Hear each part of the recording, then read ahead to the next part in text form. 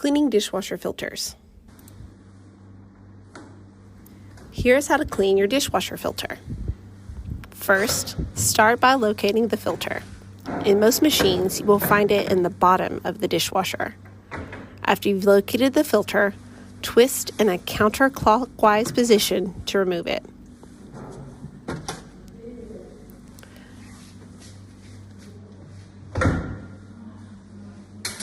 Then, run the water over the dishwasher filter with the help of a cloth or a soft brush, remove any soil or other food particles.